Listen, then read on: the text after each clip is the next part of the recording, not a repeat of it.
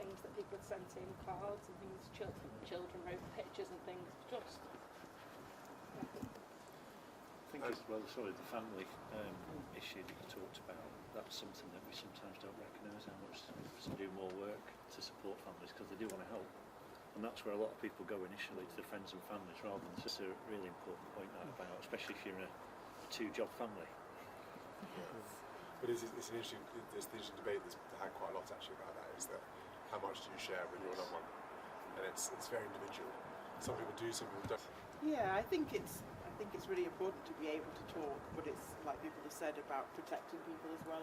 But it's important to have an outlet for that, and I think sometimes that's maybe where I see our service fits in. That there might be close family and friends that actually it's important for you to be able to talk about. So that's where reaching out to like a third party like us would give you that outlet. First responders across the board, now there's still gaps there, but it could be better. You can speak honestly. Like. I think we're quite privileged in the fire service that we have a lot more time than the other services to be able to focus on mental health. Speaking beforehand, one of the things that was coming up quite frequently is that the other services don't necessarily get the time, because they're so busy they don't get the time to actually be able to dedicate to looking at it. Yeah, maybe a bit for ourselves as well. Perhaps we'll have to go back into work and talk about things on the day off. That's your precious time with your children, and you know. A moment like this, or even if it wasn't just the attrition of what you guys do on a day-to-day basis, your line management come along and say, well, actually, there's a enforced break, if you like, on the work you're doing for say 2 or 3 weeks, to decompress, to go and do something different, to take your mind away, to go and maybe do some mental health training or work, whatever it might be. Instead of you as an individual, put your hand up and say, I need help. Would that change the dynamic of the conversation here, do you think? I think we stood ourselves down after the job. I don't think there's the stigma that used to be surrounding mental health, service at all, really.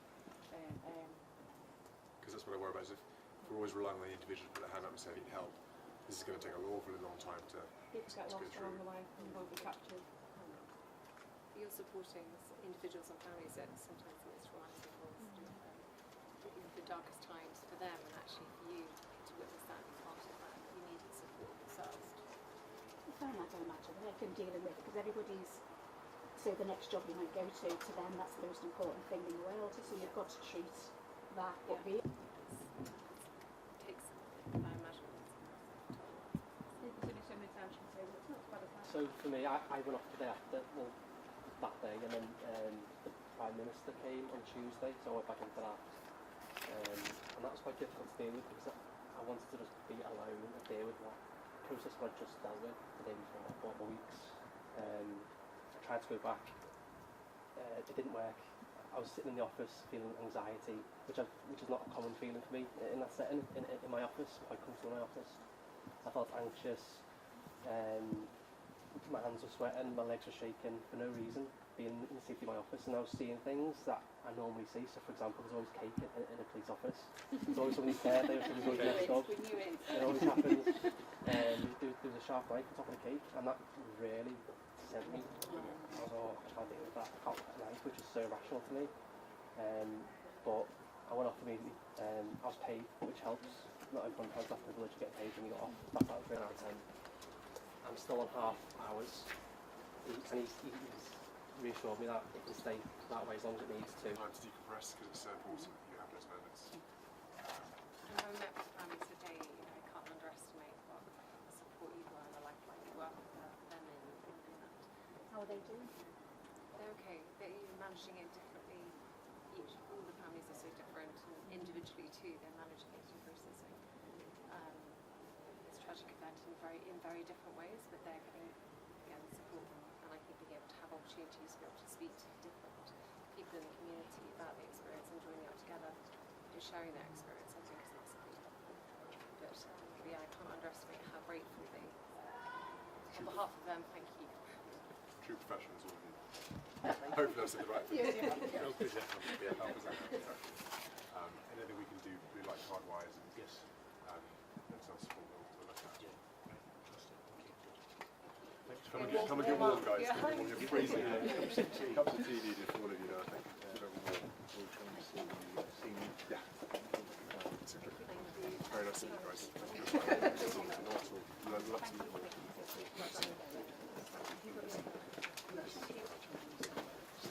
How do you fit a helicopter seat? It's shoving you in. What aircraft do you fit? Exactly. How long have you done the Yeah. Well, let's come in. They're used to it.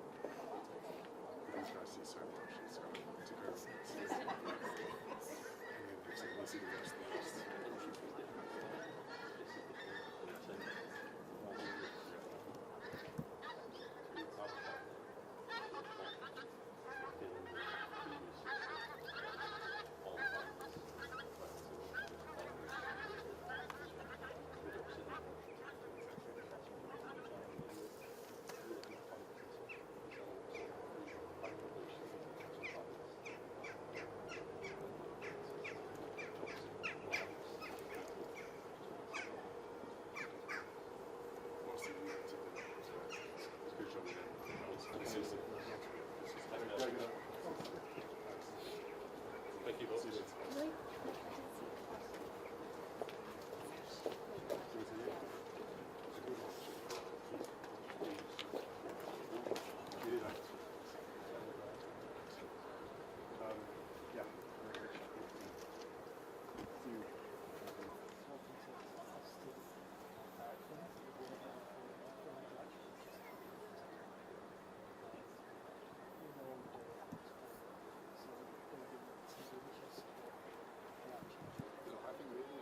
should have took you back maybe 10 years and showed emotions and now medicine and tools all the direct response.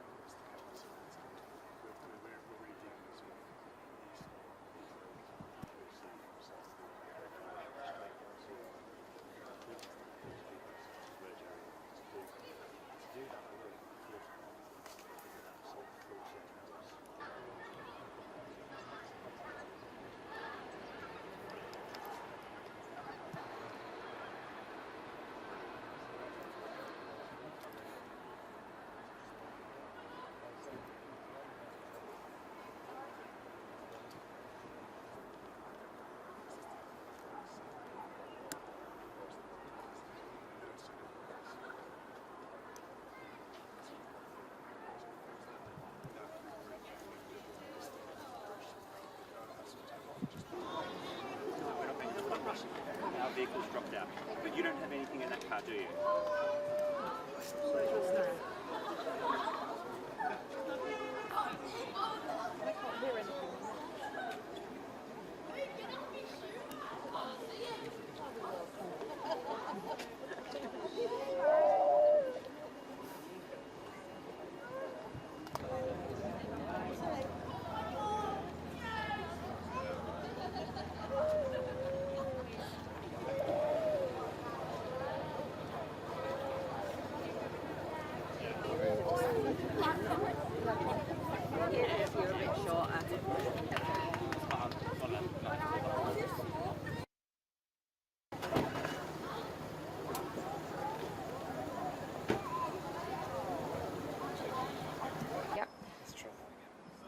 Say when you're happy. Good.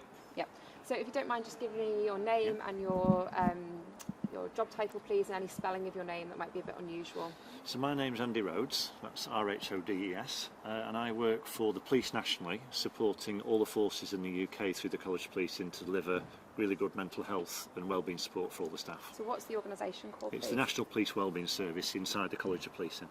And what has it meant to you today and the people here that the Prince and Princess of Wales have visited? Well, it's a fantastic boost for the staff that turned up on the day and are still dealing with the impact of supporting people in such an awful event such as this. And working across the blue light services, we do collaborate operationally, but we often don't do it enough in terms of the welfare of our staff. And the Royal Foundation, the Prince of Wales and Princess of Wales have been very supportive around recognising the efforts of these people, obviously drawn on his own experience when he did air ambulance, etc. So, you know, he's got an insight himself there in terms of what sort of experiences these frontline emergency service workers have.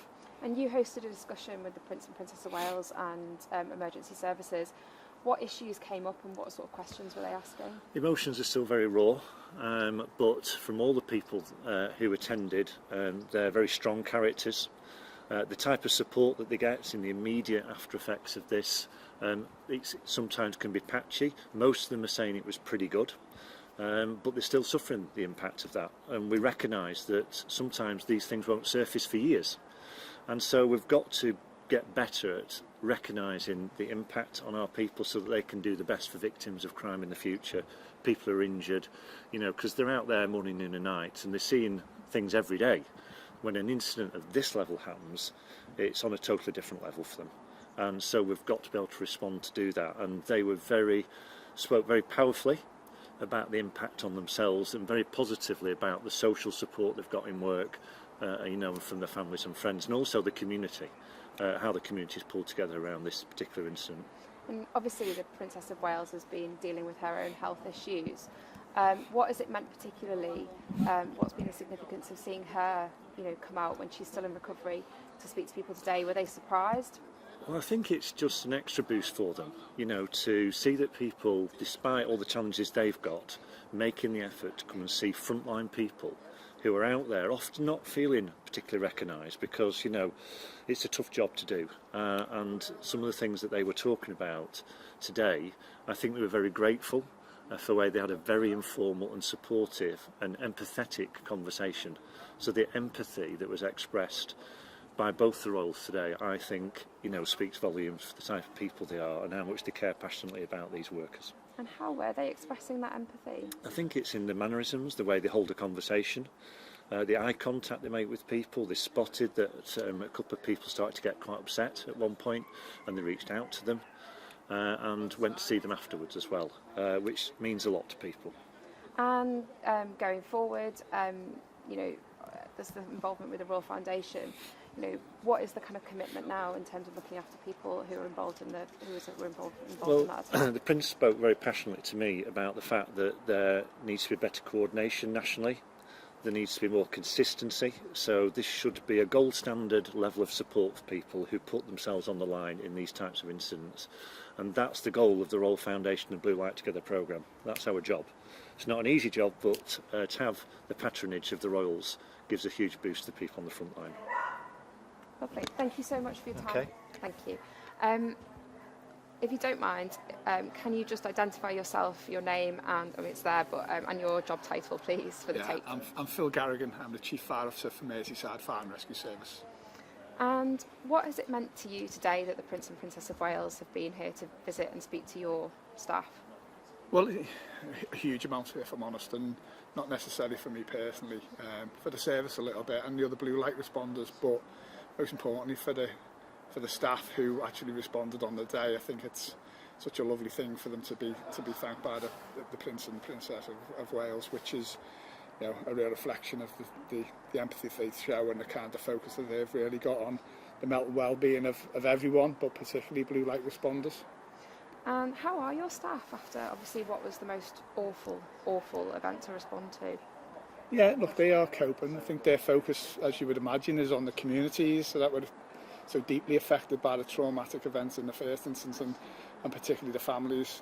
So, you know, I know that that's at the forefront of their minds, but their own mental well-being and how they cope with that is something for us as a service, and as I say, the other blue light responders to be really mindful of. They're okay. I mean, I went to meet them on the day of the tragic events in Southport, and you could see they were shell-shocked. You could see that was a really, really, really tough day, and something that you don't come to work to hope to ever experience. But they are coping. They were back in work the next day and the day after, and have remained in work since, and they're really focused on serving the communities of Merseyside and particularly Southport. And what did they want to sort of talk about with the Prince and Princess today? I suppose just, you know, they were just very, very grateful that they'd come and to ask them how they were, and so they'd like to talk about, you know, how the services responded and how we've looked after them a little bit, and, you know, no doubt, and share their own personal experiences. You could see some of the reactions of all of the responders that, you know, to go back and replace some of the events, you know, is really, really difficult. But to know that you're cared for by your organisation, but you're cared for by the public, and in this case, you know, the Prince and Princess of Wales is just really, really reassuring for them that people noticed and people value their contribution every day. What sort of reassurance were the Prince and Princess giving them? Just that they cared. They were interested. They understood. They know how challenging to be part and parcel of an emergency response can be, and that they were there for them, and they wanted, you know, me and people like me to make sure that we looked after them, and we looked after them not just in the immediacy of the events, but certainly, you know, in the longer term as well. So that's, you know, that was the focus, and that was the focus of the conversation, really. And obviously the princesses have her own health issues and problems, and I think this is her first community event or community sort of visit that she's done since her illness. What did it mean particularly to you and to the fire service that she came along as well today? Well, you know, in the nicest possible way, the princess just broke from the group and followed the first responders back into the building to just give them all a hug. So that just says it all, really, doesn't it? And how did she seem? Did she seem well? She seemed as though she was really focused on the people who'd protected the communities of Southport on that particularly challenging day, and she was very much focused on them. Is there anything else that I haven't asked you that you'd like to say or get across, really? No, I think you've covered off most things, to be perfectly honest with you. So, yeah, no, I'm fine with that. Thank you very much. I have to ask,